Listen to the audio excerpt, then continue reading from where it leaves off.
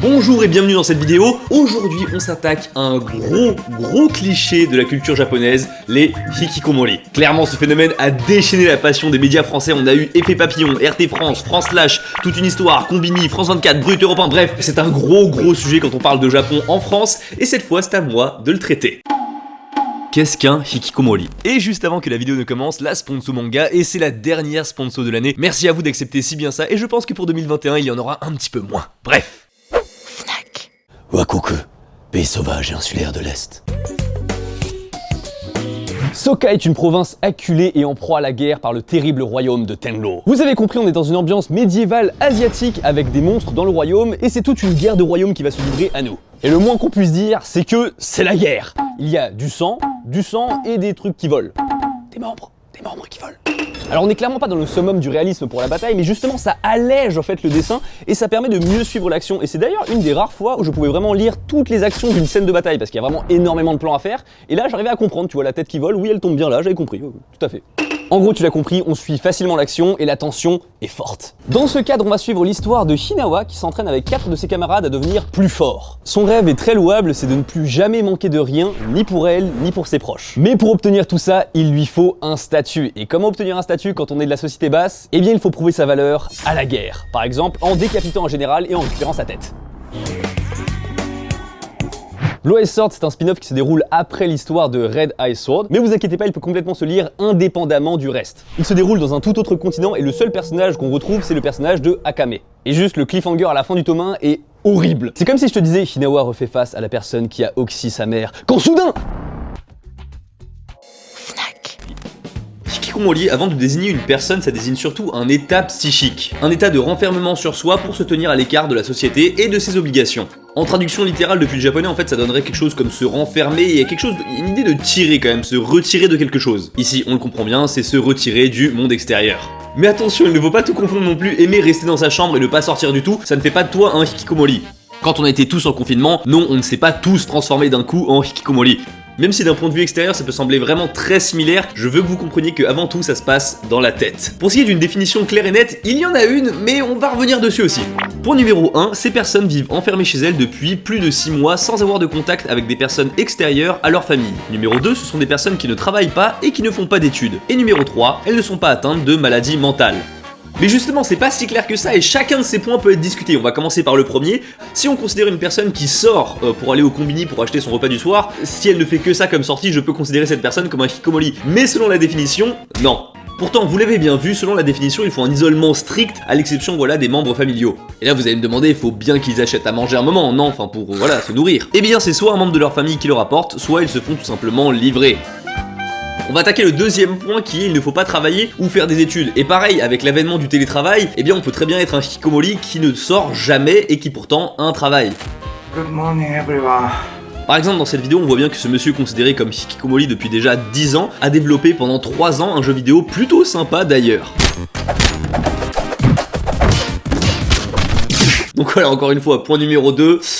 Pas très clair. Et le dernier point qui est pour moi le plus étrange en fait, c'est sur la maladie mentale, parce que il a été prouvé que 80% des hikikomori avaient un trouble mental. Du coup, il compte pas ?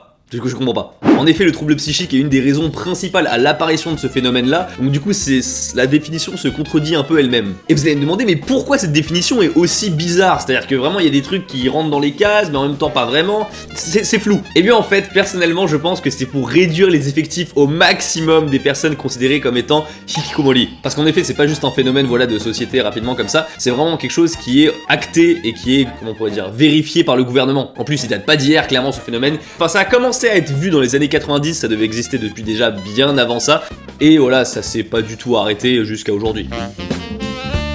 Pour parler plus concrètement, voilà, un hikikomori c'est une personne qui ne sort plus du tout de chez lui, ou très peu, vous avez compris, et qui a le minimum d'interaction sociale avec d'autres personnes. Et en fait, il faut vraiment comprendre qu'il y a une peur de l'extérieur pour ces gens-là, il y a une peur des obligations de l'extérieur, il y a une peur de la société, et une peur d'interagir. Et c'est surtout comme ça qu'on en arrive à voir ce genre de pièces assez choc. Bon, maintenant que vous avez compris globalement de quoi il s'agissait, on va essayer de voir qui est-ce que ça touche. Qui sont les hikikomori ? Alors je ne sais pas si vous avez des clichés sur qu'est-ce qu'était un hikikomori vraiment avant de regarder cette vidéo, mais moi j'en avais, c'était pour moi vraiment quelqu'un qui était assez jeune, qui était entre 20 et 30 ans, et qui voilà a fini ses études et veut pas rentrer dans le monde du travail. Waouh! C'est un cliché faux. En fait, c'est pas vraiment ça, mais c'est que ce cliché, il était vrai il y a 20-30 ans. Et ces personnes-là qui n'ont pas voulu sortir il y a 20-30 ans ne sortent toujours pas. Et donc du coup, maintenant, il y a vraiment des hikikomori de tout âge. Il y en a qui viennent de s'enfermer, voilà, il y a à peine plus de 6 mois, et d'autres qui sont enfermés depuis 10, 20, 30 ans. En décembre 2018, on estimait à 613 000 le nombre de hikikomori entre 40 et 64 ans dans le pays, et en 2015, il y en avait 540 000 entre 18 et 39 ans. Ce qui revient globalement à un peu plus d'1 million de hikikomori au Japon, ce qui correspond à quand même 1% de la population entière du Japon. Mais, encore une fois, comme on l'a vu avec la définition un peu trop restrictive, j'ai l'impression qu'en fait c'est genre le double voire le triple en fait. On peut imaginer qu'il y a encore beaucoup plus de personnes dans une situation d'isolement grave. Et j'irai même plus loin en disant que si tu enlèves la variable du travail pour beaucoup de japonais et de japonaises, c'est-à-dire tous les déplacements, toutes les interactions voilà, au travail, eh bien il reste plus grand chose à ces gens-là. Et c'est là où tu te rends compte qu'il y a un vrai isolement au Japon qui est très très fort. Alors bien sûr, ça vient de l'ancien modèle de travail au Japon où on ne travaille pas pour sa société, mais plutôt on vit pour elle, littéralement. Et puis au bout d'un moment, on voit bien que la solitude et l'isolement, ça se sent au Japon très facilement, sinon il n'y aurait pas autant de services, entre guillemets, bizarres. La location de petites copines, les maids de café ou encore les mamans à louer, tout ça, tout ce côté un peu affectif à combler, tout ça, ça vient d'un profond sentiment de solitude et une inadaptabilité à créer des liens avec autrui. Pour en revenir au hikikomori, on voit qu'en fait ça concerne plutôt les hommes, même si en fait quand on regarde dans le temps, c'est la part de femmes qui explose ces dernières années. Et pour mettre un bon coup de pied voilà dans le cliché qu'on a sur les hikikomori, je vous propose cette vidéo. はい、こんばんは、小森と言います。この動画は引きこもり歴5年の私が引きこもって学んだことや引きこもることの楽しさをお伝えする動画です。 C'est un room tour d'une hikikomori et on voit bien que c'est nickel. Gros setup gaming, mais pour le reste, l'apparence de la pièce ne fait pas du tout penser à ce qu'on voit habituellement. Et c'est là aussi où on voit un peu les dérives parce que ça devient un peu une mode. Alors, pour que je m'explique, c'est un peu si vous voulez un concept de vidéo où c'était un peu le 24 heures chez moi, c'est en mode ah je suis pas sorti de chez moi ce week-end, je suis trop une hikikomori, voilà. C'est un peu ce délire là. Du coup voilà, en tapant hikikomori, je suis tombé sur plein de vidéos de filles qui juste passaient une journée chez elles et qui se considéraient, enfin en tout cas dans le titre de la vidéo c'était écrit hikikomori. On est d'accord que ça n'est pas du tout ça, être un hikikomori, c'est bien différent de ça. Et donc pour en revenir au vrai cas sérieux, le profil de personne qui est le plus touché, ce sont les jeunes garçons. Le schéma classique qu'on retrouve même dans beaucoup de mangas, c'est un jeune homme sur lequel les parents ont placé trop de responsabilités, trop d'espoir et trop d'attentes qui finit par craquer. Dans une société vraiment obsédée par la productivité et la compétition, il finit par s'enfermer sur lui-même et rester uniquement dans sa chambre. Bien sûr, il sort de temps en temps pour aller aux toilettes ou bien se doucher, et on lui dépose de la nourriture devant sa porte. Et l'autre profil qui devient assez récurrent, c'est au fait des personnes âgées qui viennent d'arriver à la retraite. Ils arrêtent de travailler comme ça, et pour un peu la société japonaise, ils deviennent inutiles, je dirais, et ces gens-là s'enferment par eux-mêmes et finissent par mourir lentement. Je vous recommande aussi le reportage de France 24 où les témoignages sont très intéressants, même si on se doute que les cas les plus atteints ne se livrent pas devant une caméra. C'est comme si j'oubliais tout. C'est vague. Je sais juste que mon corps est lourd. Disons que j'ai peur du monde. Un simple coup de téléphone ou un email m'inquiète. En revanche, un truc que j'aime beaucoup moins dans certains reportages que j'ai vus, c'est en fait le côté bête de foire des hikikomori est très, je sais pas comment dire, mais vraiment la voix off, elle a un côté très réprobateur et très, on est sur le jugement quoi. Regardez au Japon, voilà, ils sont tarés, ils sortent plus de chez eux, tout ça. En fait, ils essayent vraiment pas de comprendre comment et pourquoi ces gens en sont arrivés là et considèrent ça comme si ça pouvait pas les toucher. Alors qu'en France, il y en a aussi. C'est toujours la même chose, il est à la maison et il ne sort pas. Il a quel âge aujourd'hui? 25 ans, oui. Il ne fait pas d'études? Non, il a arrêté. Effectivement, il ne faut pas croire que c'est réservé uniquement aux Japonais, ça peut vraiment toucher tout le monde et surtout, j'ai envie de dire, les pays assez développés. Bon, maintenant il est temps pour moi de vous parler du plus important, c'est-à-dire comment on devient hikikomori et pourquoi. Les causes de l'isolement. Il y a vraiment plein de différentes raisons pour lesquelles on peut devenir hikikomori, mais la raison la plus prépondérante, c'est un trouble d'ordre mental. Mais encore une fois, d'où vient-il? La raison qui revient assez souvent malheureusement, c'est l'harcèlement, que ça soit à l'école ou au travail. Ils se sentent oppressés et sentent que voilà, la société ne veut pas d'eux, donc du coup, d'eux-mêmes, ils ne veulent pas de la société et se créent véritablement une prison. Une autre raison, c'est la relation avec les parents et le syndrome de l'enfant roi. En fait, l'enfant roi, il va avoir tout ce qu'il veut, il va pouvoir vraiment décider de tout, et du coup, ça va vraiment, comment dire, ne pas le forger à la frustration frustration. Vu qu'il n'est pas habitué à être frustré, à devoir en fait se comporter comme un adulte, et ben il va refuser le monde extérieur et ses responsabilités. Encore une autre raison assez classique, voilà, c'est la pression scolaire donnée par les parents. Au Japon, on est dans ce qu'on appelle une gakureki shakai, ce qui veut dire en fait c'est une société omnibulée par le niveau des études et le cursus scolaire. À tel point que tous les élèves, à partir du collège environ, voilà, ils ont des cours du soir jusqu'à très tard. Et ça, qu'ils soient très bons ou très mauvais. Tout le monde. Petite parenthèse, voilà, ça c'est un truc qui vraiment me touche parce que j'ai fait beaucoup d'activités extrascolaires en fait quand j'étais petit. Mais pour moi, le fait que tout le monde le fasse, ça devient entre guillemets comme si c'était pas efficace. En fait, je sais pas comment dire, mais proportionnellement quand on regarde le temps qui passe dessus, je me dis découvrez autre chose, je sais pas, ou comme, enfin, je sais pas, la méthode est trop efficace. Et j'ai l'impression qu'on les formate déjà à travailler pour travailler. C'est-à-dire juste tu passes du temps à travailler, c'est-à-dire qu'on ne cherche pas l'efficacité, on ne cherche pas voilà la performance, tout ça, c'est on cherche le t'as travaillé tant d'heures. Et ça me rend ouf. Pour moi, un mec qui fait une tâche X en 10 minutes et un autre qui fait une tâche X en 2 heures, enfin, il n'y a pas photo. Enfin, je vais prendre celui qui fait ça en 10 minutes. Voilà. Au Japon, voilà. Et dernière raison pour lesquelles on peut devenir un hikikomori que j'ai vu sur internet, c'est le Mother Complex. C'est encore une fois un truc assez similaire au syndrome de l'enfant roi, mais c'est tout simplement l'enfant qui n'arrive pas à se détacher de sa mère, hein, vous l'aurez compris, et du coup qu'il ne se détache pas voilà, de l'intolérance du monde extérieur, enfin voilà, il veut être dans un cocon permanent. Quoi qu'il en soit, ces personnes deviennent vraiment une honte pour la famille au Japon, c'est vraiment considéré comme une honte, clairement c'est quelque chose qu'on veut cacher, on essaie de pas le montrer. Bon, heureusement il reste dans sa chambre, donc du coup il se montre pas, mais c'est vraiment quelque chose de honteux. Tout ce que je peux vous dire, c'est que c'est dur, c'est très dur. J'ai beau essayer de l'intéresser à quelque chose, il ne sort pas. Résultat, moi aussi je suis complètement déprimée. Après, pour ajouter quelques éléments aux causes qui poussent à devenir hikikomori, je trouve qu'au Japon, il y a beaucoup de choses qui sont faites un peu dans ce sens-là. Par exemple, c'est bête, hein, mais je veux dire les combini. À partir du moment où tu as partout dans le Japon, mais vraiment, allez, à minimum 100 mètres de chez toi, un endroit où tu peux acheter tout ce que tu veux en plat préparé et qui sont un minimum équilibrés, ah bah clairement ça t'incite pas à cuisiner et à avoir d'interactions sociales. Clairement pas. Et pourtant, c'est pas comme s'il y avait rien qui était fait pour casser l'isolement parce qu'il y a beaucoup de comités de quartier. Littéralement, je vous raconte un truc, quand j'étais chez TF, 2 jours après être arrivé, il y a quelqu'un qui a toqué à ma porte comme ça, deux japonaises qui m'ont expliqué si je voulais faire partie du comité de quartier qui s'occupait voilà de certaines poubelles, des frais financiers de la mairie, enfin bref, ils font des trucs et tout à droite à gauche et ça sonnait un peu comme une secte, mais non, c'était bien une communauté de quartier et je me suis dit tiens, c'est un moyen voilà qu'ils ont pour lutter contre l'isolement des personnes assez jeunes ou plus jeunes ou je sais pas, pour faire vivre le quartier. En tout cas voilà, il y a des trucs qui sont mis en place. Après, le plus important, je pense, c'est quand même la dimension du travail. C'est-à-dire que ceux qui ratent le coche du premier emploi, c'est dévastateur. Souvent, on devient hikikomori quand on sort des études et qu'on n'arrive pas à trouver de travail. On a l'impression d'avoir étudié pour rien, que tout s'écroule dans sa vie, et c'est pour ne pas faire face au regard des autres qu'on se reclue chez soi.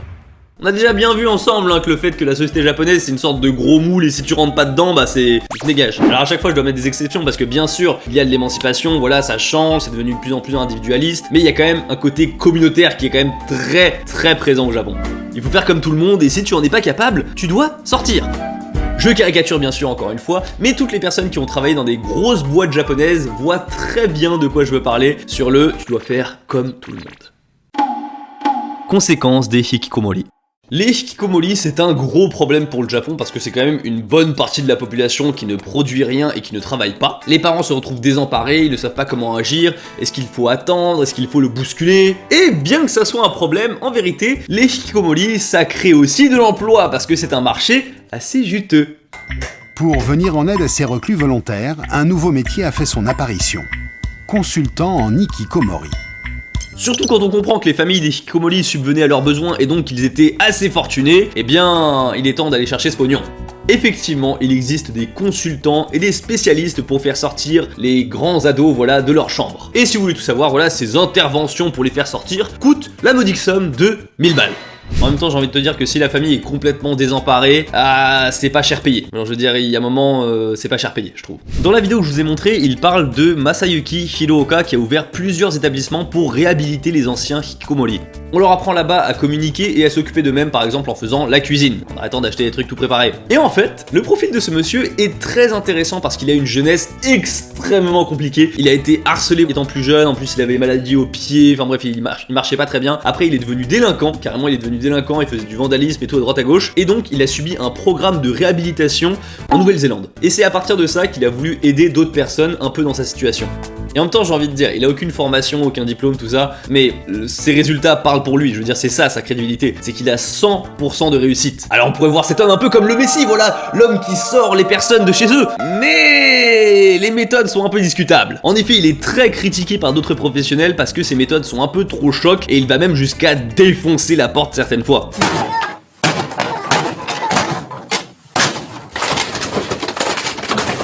Allez, maintenant sors. Ça fait 12 ans que tu es enfermé. Si on avait défoncé ma porte comme ça, j'aurais paniqué, ça n'aurait rien résolu. Et je pense que cela m'aurait traumatisé.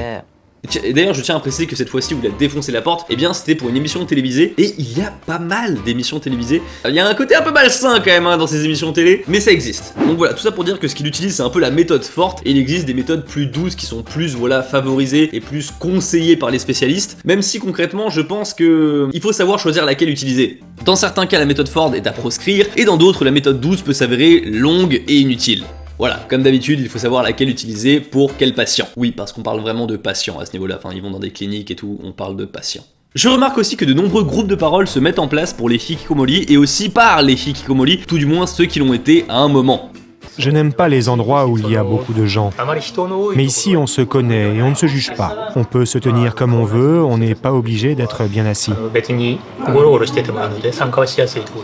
Vraiment, faut que vous compreniez que le phénomène n'est plus nouveau, c'est plus le nouveau truc, voilà, le gros problème qui touche le Japon actuellement. Oui, mais ça date des années 90, ce truc-là. C'est un truc avec lequel la société japonaise a appris à vivre, j'ai envie de dire, et maintenant il y a de plus en plus de solutions pour lutter contre ça. Bon, dans une catégorie un peu plus gore, quand un hikikomori meurt, eh bien généralement il y a personne pour le savoir. Et c'est comme ça qu'on se retrouve avec des pièces assez odorantes, j'ai envie de dire, et donc il y a un métier de professionnel, c'est-à-dire les nettoyeurs. Ce sont des personnes en charge de nettoyer les chambres des hikikomori qui sont décédés. Parfois on met plus d'1 an à découvrir qu'ils sont décédés, donc vous imaginez bien l'odeur, tout c'est... voilà, c'est grave. Le nettoyage nécessite de véritables professionnels, et le prix aussi est professionnel. 4000 € le nettoyage. Ah quand même. Bon, en tout cas le prix, voilà, ça c'était à l'époque parce que avec l'offre qui a explosé, les prix ont diminué pour faire face à la concurrence. Et là où le métier de nettoyeur avant c'était un petit métier voilà qui demandait aucune qualification mais qui était très bien payé, et bien aujourd'hui c'est devenu une sorte de baito où t'es payé un peu une misère pour voir des cadavres toute la journée.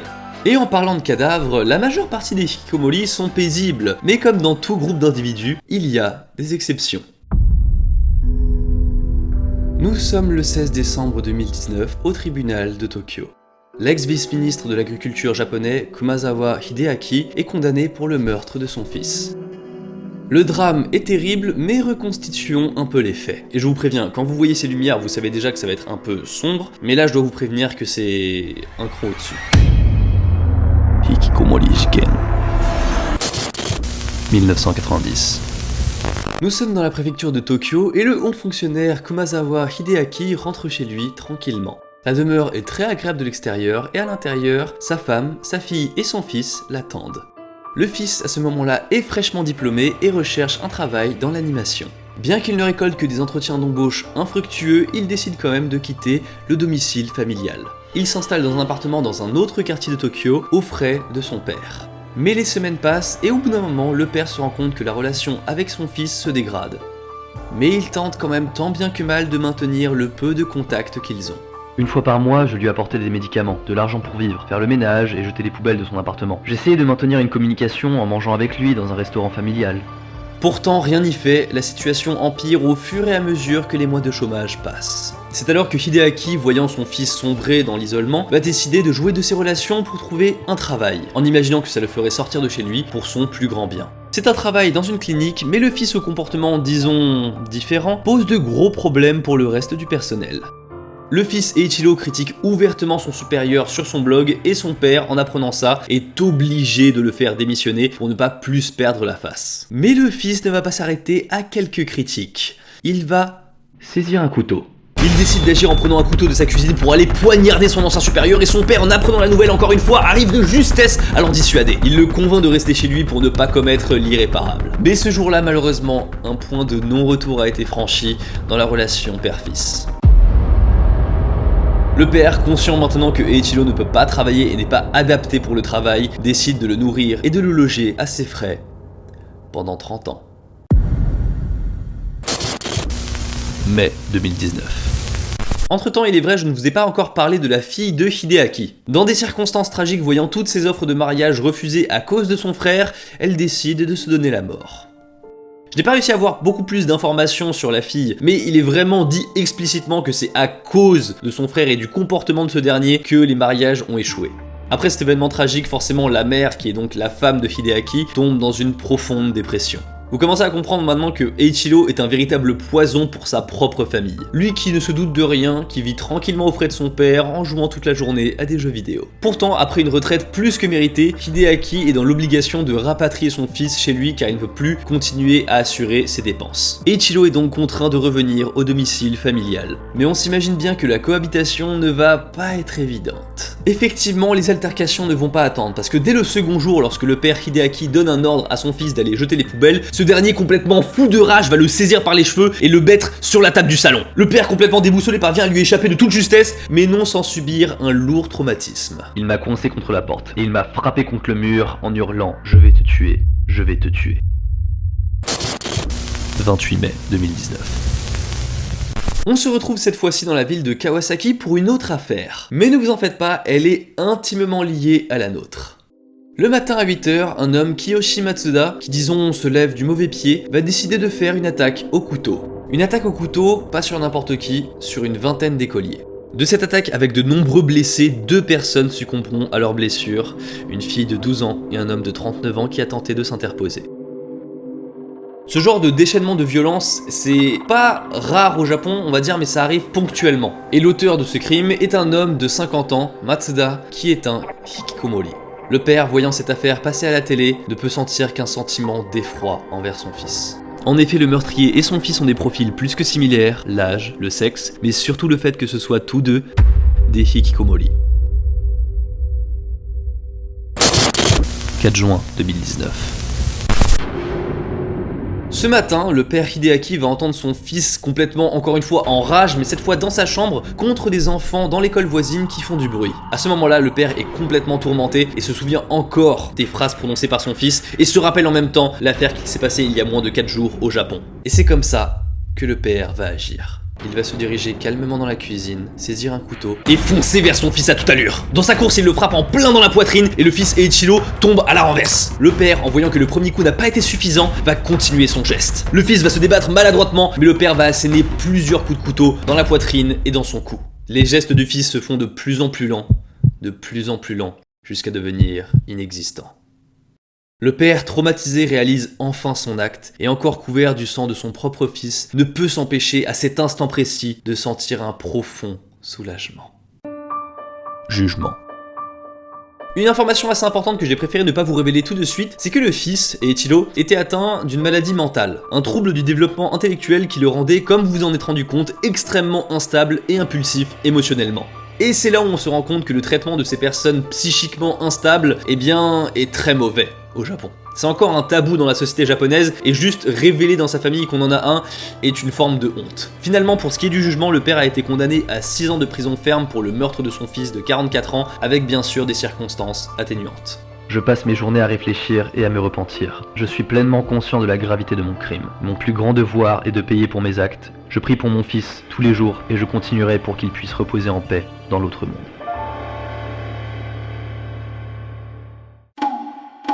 Conclusion.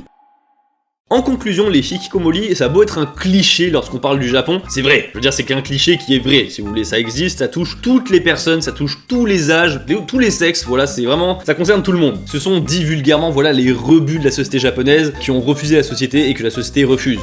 Ces rebuts, on en a honte, on veut les cacher, mais le gouvernement veut quand même les réhabiliter au plus vite. Notre monsieur avec ses mesures choc, Masayuki Shirooka, a été quand même décoré par le gouvernement par le prix d'encouragement du ministre de l'Intérieur et de la Communication. L'État a fait des efforts pour ne sûrement voir plus jamais un drame arriver à l'avenir. Sur ce, écoutez, merci beaucoup d'avoir regardé cette vidéo, j'espère que vous aurez appris des choses, surtout sur le fait que les hikikomori, ça peut concerner tout le monde, c'est les filles, les garçons, les vieux, les pas vieux, bref, tout le monde. Si cette vidéo t'a plu, n'hésite pas à lâcher un pouce bleu et à t'abonner. Moi je te dis à la prochaine, tchuss.